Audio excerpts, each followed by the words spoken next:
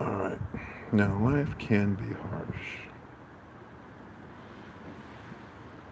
I was looking at, the news threads and stuff, and I'm saying, I mean, because the thing is, see, y'all sitting there, I don't know what y'all think, really, to be honest with you. I mean, my father tells me, because he said I have to be selfish. I have to think about self. I cannot think about how difficult it is for you, but at the same time, I'd be lying if I told you that I did not think about people all the time. Little sis, Lisa Newley,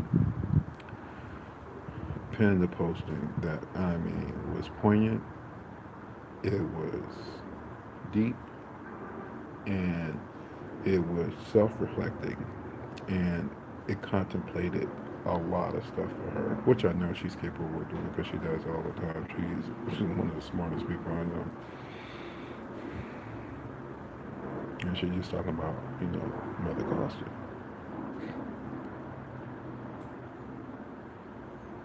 And it was like, it's not like I'm trying like to diminish what she went through or is going through about my mother's story. It's just about the fact of what she said, what we all want. We need somebody to understand, not throw crap at us. We doing the best we can. I'm not built for this. I'm not made to do this kind of heavy lifting. I'm trying my best, but sometimes I need some help. That's what everybody says. Now, she wasn't making excuses. She just gave testimony. I told I told God, I said, because I mean this came after I looked at something that was lighter, because I had been looking at too much heavy stuff from Christophe St. John and all that kind of stuff. And I told my father, I said, I cannot do this. You taught me how to love people. And I didn't always get it right, but I was always trying to love people. And people always talk about they love you. Loving, like, I hate that expression. I hate that expression. Your love in the light of your awareness don't mean anything to me when your awareness is limited in scope. And at the same time, you telling me there's something wrong with me.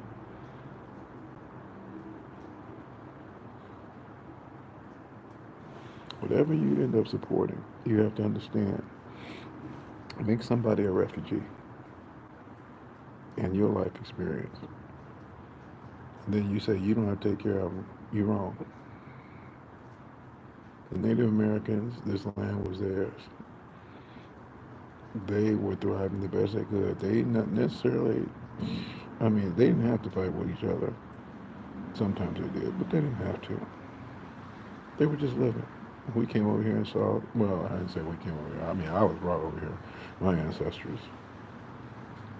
But, you know, they welcomed people in with open arms, and the people took their shit, put them on reservations, treat them like second class citizens, use them as code talkers in World War II, still didn't give them their props. And at the same time, you're going to sit there and say, I can use you for target practice in the streets. And you say, but I ain't doing that. And it's not like black people are all that smart all the time anyway. We hold on to anything we can get our hands on, because the thing is, at some point in time, you're going to want it. Even like rap. You see money in there, you go for it. That's what you do. Any of you who don't have an original idea, you see what somebody else has, and then you take it and you run with it and act like you claimed it.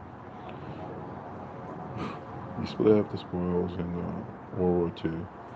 The Jews you displaced, and then you gave them, you said, uh, Israel, compensation for what they already settled that land. That land was theirs.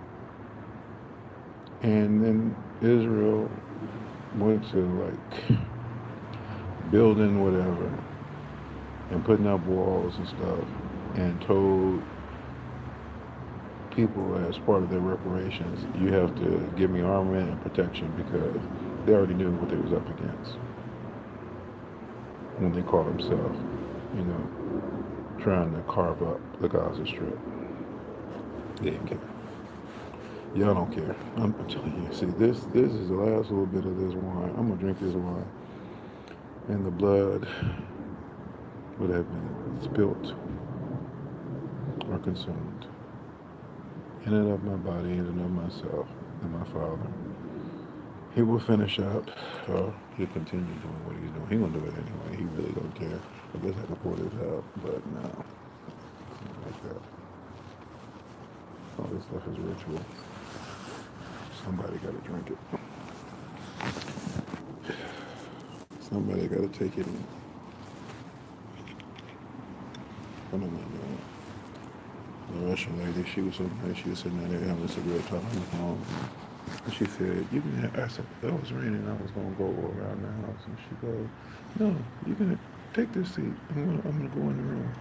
Because she can't. There ain't nobody in that room with her. The Russian man that I like, he got out. The one I can't stand, he really sick. Something wrong with him. He was making so much noise in that bathroom. My girlfriend, I heard it. My friend, whose named for an angel. And I said, I cannot deal with that. She said, oh, I said, I'm trying to figure that out myself. Then we talking about this landlord. Plumber's backed up. He got to do something about that shit. I told him, I said, you got to do something about that sink. He said, yeah, I know. When she was telling me about, well, I overheard the conversation anyway because the wall was right there. Because he was over here yesterday. She was said she wanted to watch the Super Bowl. And I said, well, he ain't got no cable and stuff, But she ended up watching it on my phone, But you can sync your phone. If you can stream something, you can sync it to the TV. And she was sitting there saying, yeah, I was asking him, was he going to watch the game and stuff? And he said, no, it's my son's birthday. And she go, oh, is he here? No.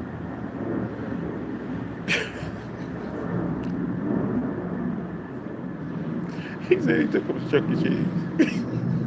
The mascot is a rat.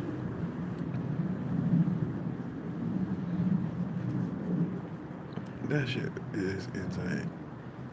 And she said, I was trying to figure out, okay, why was the little boy here with him? And I told her straight up, I said, he's just trying to get away from his family. He used to drive for a living. He told me a story. He said, I got a family now. So he got this house and he rents it out. And he needs the money to take care of him. But he's trying to get away from him too. He can't go on the road like he used to, so what he does, he come over here. I said the funniest thing about him is the fact that his little boy that he's supposed to be so fond of, he let that caveman teach him about strategy because he's supposed to be teaching him about chess. Now, I ain't going to say the man's stupid, but the man's stupid. I said I wouldn't even say it, but he is. He really is.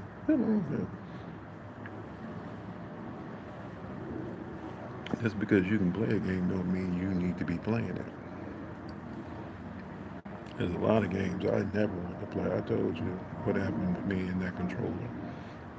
And my little nephew who thought he was going to beat me. And I didn't know shit about that video game.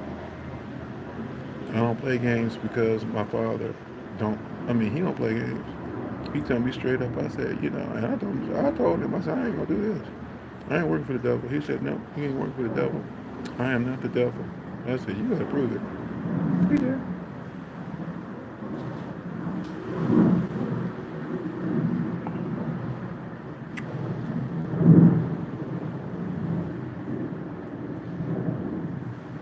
To my own understanding and more.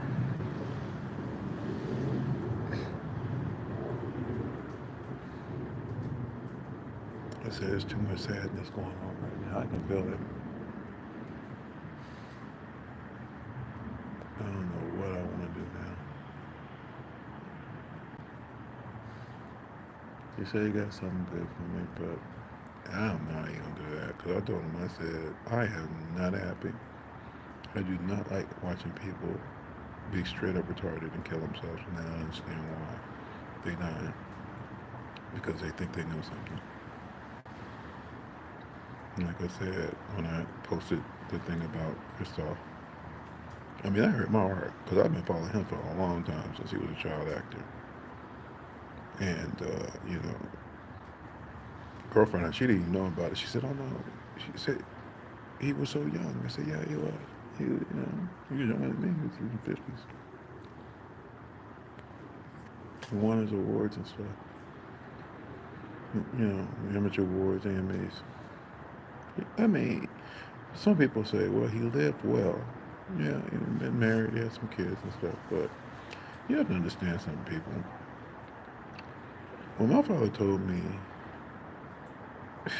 well, she was preparing me, I said, you moving souls. And he's like, yeah.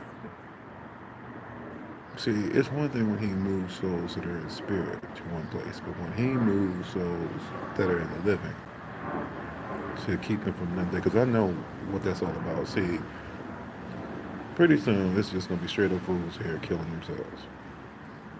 And then once all that is done and the people who are here to bear witness to it and at the same time can make the change, then the other people come back because they get to live in peace because they deserve it. And then you're going to have fools come through again and then they're going to kill themselves. That's the story. That's in Revelations.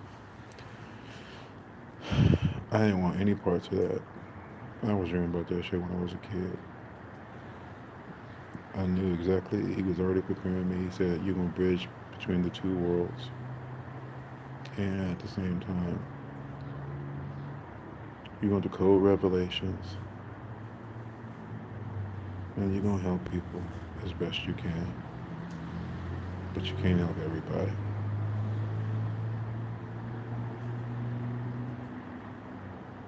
I had, 2,000 years, I guess, with you, which was long enough to learn something. That's why I said, please, please don't test me. Because if you do, then, because the first thing I'm going to do is I'm going to check in with him and say, wait a minute, what am I hearing and what exactly do I need to say in response?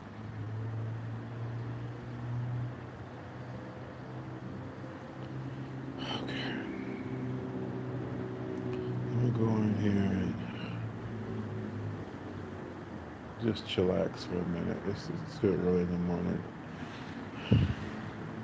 I should be trying to eat something, but I don't really have an appetite.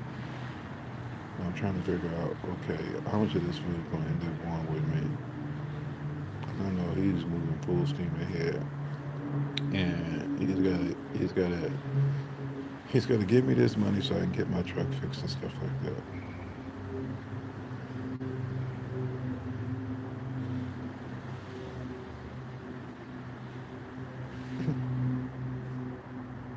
You don't have to apologize, Father. You told me not to apologize.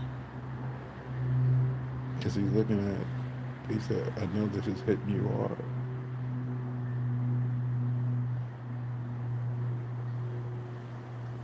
I told him, I said, I do not want to do anything that goes against you, but at the same time, I didn't want to do anything against anybody. Not to say that when I was asleep, I was making a mistake like anybody else, but you learn from your mistakes. So, little sis, you already know about the house is gonna be all right. You're gonna be all right too. See, what you wrote touched God too. He said he really liked what you said. And you didn't just say it, you put it in writing. And you know a lot of people. Little people need to start reading that stuff and listening to what you say, because you say a lot of stuff. Don't you be working overtime trying to get information out there. You didn't marry into the military for nothing, and that will not be your final outcome. That much I know too. You and Mother Costa will be always linked together. How do I know? Because Costa's telling me as much. You won't have to bear this shit anymore. Just like she won't have to either. People don't understand what the sacrifices are that comes from the people that we love when they can't speak for themselves. And the lessons they imparted to us, that's supposed to be all that we lean on. Come together. I couldn't tell my family that. Tell me I told them when we was being watched. They didn't want to hear it. They just wanted to fight over some goddamn money. I'm sick of money. I ain't want the money. I thought, oh God. This shit is nasty in my, it has something in my teeth. Something that, I mean, that sticks in my craw. He had to make me take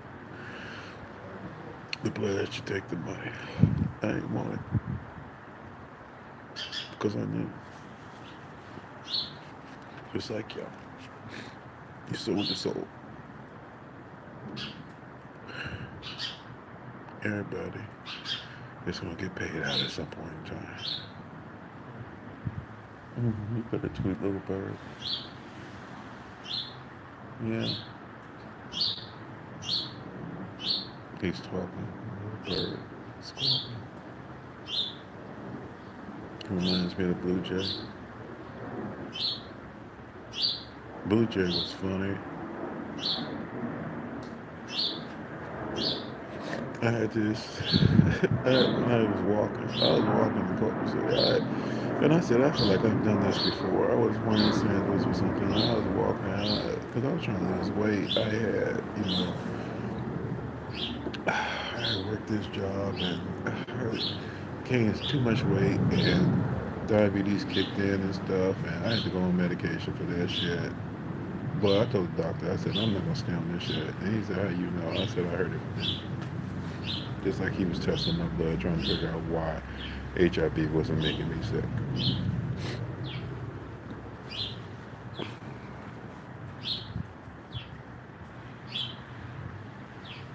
My father told me straight up, he says, I know exactly how.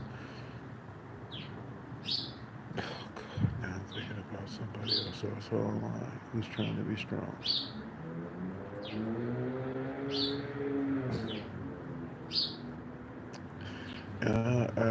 I'm not going to deliver that message.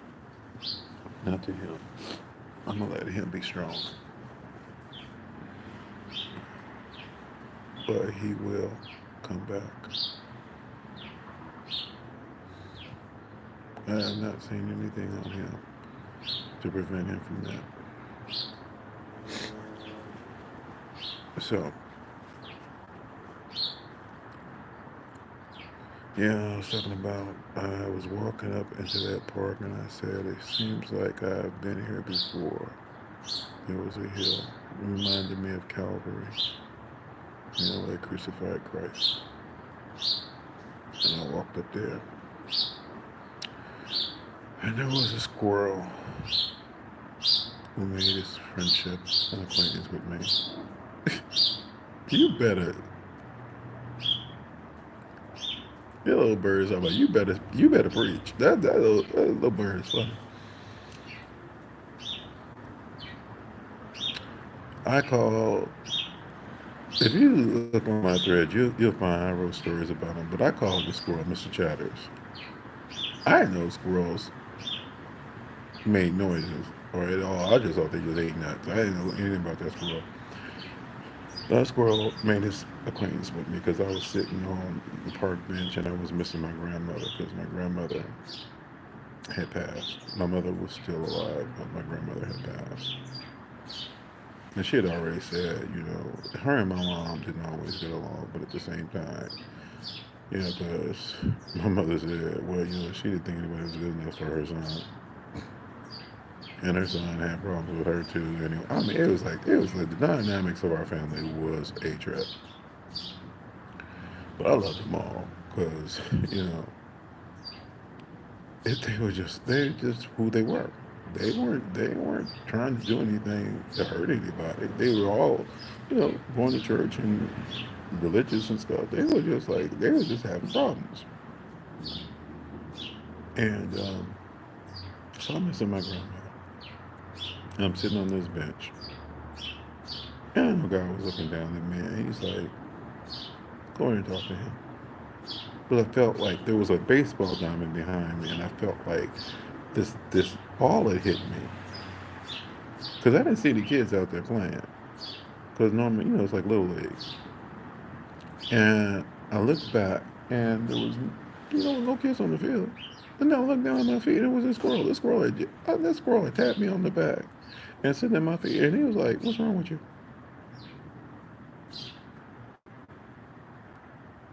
He just saw me being sad. And he was doing stuff like, he would just hang out with me every time I come up to that park. He'd be hanging out. And I would see him get food from other people. And he'd get the food and he'd come over there where I was sitting and he'd eat it. And Stephen Farmer on his radio show, Hay House, I told you everything has a purpose. He said, you can always make an offering to, you know, the animals and stuff, the nature. So I went to Trader Joe's and I got some nuts, and some trail mix or whatever. And I would go to the park and Mr. Childs would be there. And I would feed him and stuff. And I watched him. He would sometimes he would eat right there in front of me. And sometimes he would take them and go bury them. That's what he would do. He didn't like dogs and he didn't like cats. If anybody brought a dog into that park, he was up that tree. He didn't like cats either. When the cats came, because there was a lady and she was feeding the cats, leaving food out for them. I was trying to figure out who was doing that. I met her one day. She was feeding the cats. And, because somebody had to feed them. They were like, they were strays. They were out there. And they had families and stuff, and little cats. The mama would bring the babies up there, and they would eat the food. And then, go about their business. And that's when I found out Mr. Chatters could speak, because Mr. Chatters was up there in that tree, squawking up a storm. Like, you got to do something about these cats. I said, them cats got to eat too. Game was a trip. Mr. Chatters was funny as hell. And the blue jay came in, because the blue jay, like I told you, they had this nest in this bush. I would watch them. They were still in Mr. Chatter's nuts. Like, he would bury them, and then they'd go dig them up, because they would see where he did it. And then they go get it, and then they take off. No, my brother was not that stupid. He actually did it. He said he's seen that shit too. So I wanted them, I said, please do not take Mr. Chatter's nuts. He gonna need those later. He might forget about them, but he gonna need those later. I said, do you want some nuts? And the bird was like, I said, okay. And I would give him nuts too. It was trap. They were fine. And I guess he told his wife, or partner, whatever. All I know is they were coming. And what they would do is they would come to the tree. I'd throw the nut. They fly down, pick it up, and fly back to their nest. That's what they were doing. And they were doing the entire game. I said, okay. I had no problem. And when I was out of nuts, every time I told them, I said, I don't have anything else. They were like, oh, cool. Okay. See you next time. And they go off and do their business. Mr. Chatters, I guess he told some of those squirrels, because they was like fighting and shit, trying to get some nuts from me. One of them was trying to jump on my leg. I said, you better get off me. Trying to get my nuts. Oh, you as fat as I don't know what. Wouldn't let any of the other squirrels have any nuts. I said, you better, I will kill you. Get back. He did. He knew he overstepped his boundary. What was a trip? Those experiences. Blue Jay told me what to tell Stacy in a meeting once. She told me straight up, she ain't gonna be able to digest all this stuff that you said. I said, okay. And that was that. That shit was funny. Some people did not believe. They thought I was an animal whisperer. I wasn't really. I mean, I was just. They were talking to me and stuff. I didn't think anything of it. I thought they were all animals in some kind of way. I mean, I've had crows talk to me and ravens, and I asked, could I take a picture? And they would tell me no. And sometimes, if I just said, would you show yourself, they would show themselves. This dog. This dog. I was like, listen to this dog. This dog was like barking, but it wasn't like a real bark, it was like a growl. And when I listened really attentively, I could hear him saying, you have to keep going. And I thought I was losing my mind. But at that time, I was dreaming about African shamans.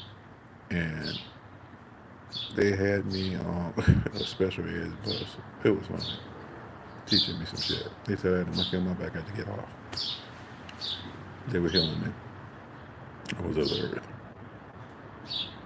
And the day that monkey stayed on my back for like a few weeks. And when it finally fell off, I felt it. It fell off. That was it. And I didn't see them anymore. Not to dream about. But they were in spirit. I was in the dream. They were doing rituals over me. I said, okay. I know y'all think I'm just crazy. Sometimes I just feel crazy. But I know I'm not.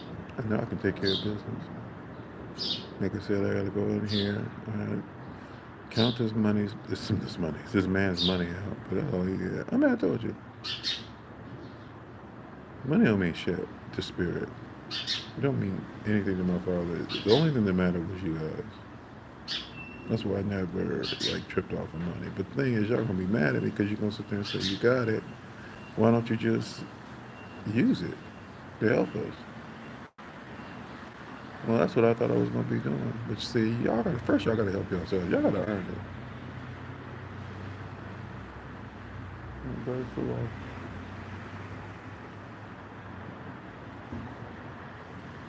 That's a trip. Mr. Chatters. And the Blue Jay. Sometimes you have to be reminded of something that you went through and what it really means. Especially if you're going to call yourself a child of God and you say you got all these gifts. You need to use them properly. Okay, I've said enough. All right, Father, you know I do not like that number on the clock. But in and of itself, it has meaning, symbolism. And who it reminds me of is somebody who told me that what I was doing was evil. But at the same time, she was doing the same thing. And her shit was straight up evil. To the point she was sitting there lying on people. She talking about, I dreamed too, and she was telling me some shit about what she dreamt. Talking about, yeah, bro, he coming in and he's taking the medicine out of mama that I'm giving her. And I'm like, really? So, but she said it was, the son of my brother. What she really meant, if she actually really knew how to interpret the dream, was that the light of awareness that applied to even his kids was being taken away. That's really what was being said in the dream. And she was witnessing that, but the thing is, she didn't realize that she had a hand in it too. Because for you to see it, means you have to do something about it. And if you ain't doing nothing about it but just watching it, and then you want to blame somebody else, well, that just goes to show who you really are. Because every time I was hearing about my mama, I was trying to reassure her, just like with anybody else. There were a few people I asked, well, what you doing here? Because they was in a fucked up place. But I knew who they were.